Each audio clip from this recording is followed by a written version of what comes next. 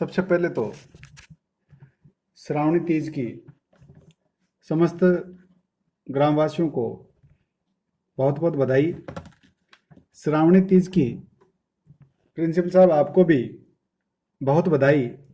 साथ में आपका आभार भी कि आपने हमारे गांव का गौरव बढ़ाया, और गौरव इस संदर्भ में बढ़ाया कि जब आज से 20-25 दिन पहले अखबार की सुर्खियां एक चीज बन रही थी, और वो थी महात्मा गांधी अंग्रेजी माध्यम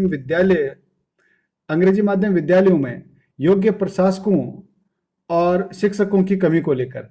ऐसी स्थिति में आपने हमारे गांव से, अपने गांव के पास में महात्मा गांधी अंग्रेजी माध्यम विद्यालय के प्रशासक के रूप में नियुक्ति पाकर के निश्चित रूप से समस्त ग्रामवासियों का गौरव बढ़ाया है, इस मौजी नगरी की शान बढ़ाई है।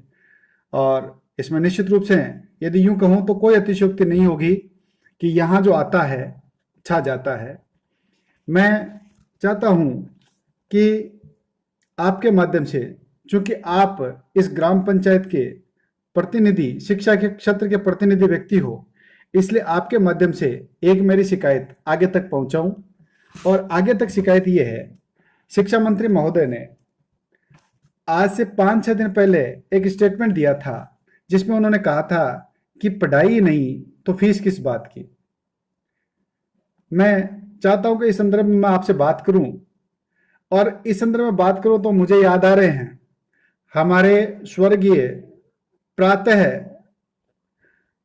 स्मरणीय श्री श्री 1008 श्री सावदास महाराज के वो वचन, जिसमें वो कहते हैं कि गुरु 4 प्रकार के होते हैं, जिसमें सबसे बड़ा पद होता है सदगुरु का, और उसके चौथे स्थान पे पद जिसका नाम है धनगुरु।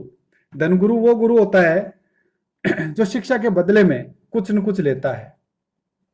ठीक ऐसा ही काम आप भी और हम भी, आपका अर्थ मैं कहूंगा सरकारी विद्यालयों से है, और मेरा संदर्भ जो है वो निजी विद्यालय से है।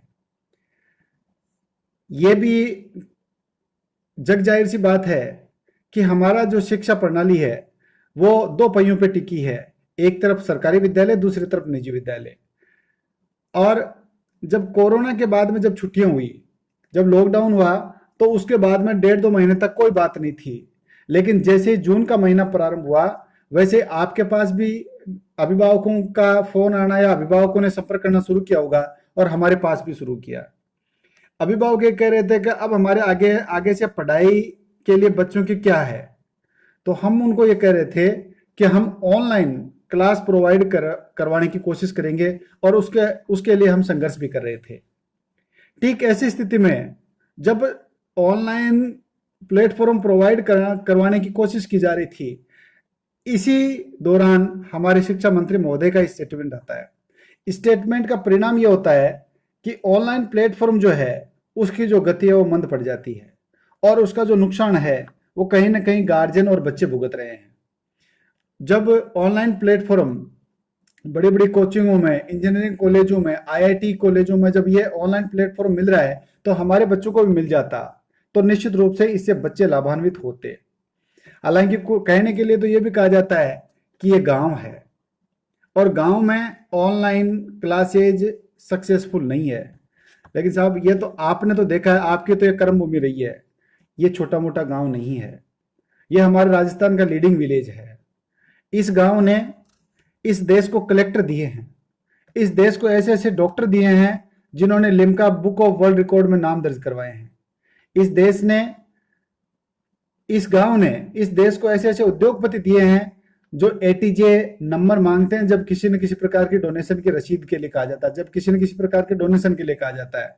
तो निश्चित रूप से ये एक मॉडल विलेज है, और ऐसे विलेज को ये कहना कि यहाँ ऑनलाइन जो क्लास है वो सक्सेसफुल नहीं होगी, मैं समझता हूं ये गांव के लिए एक शर्मिंदगी का विषय है।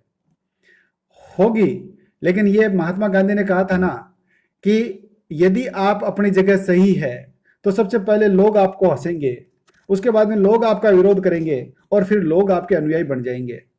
तो चाहे 30%, 40% ही गार्जियन यदि या बच्चे उसका फायदा लेते, तो निश्चित रूप से वो दिन दूर नहीं था जब पूरी तरह से ऑनलाइन बेस्ड एजुकेशन सिस्टम अपना हो जाता।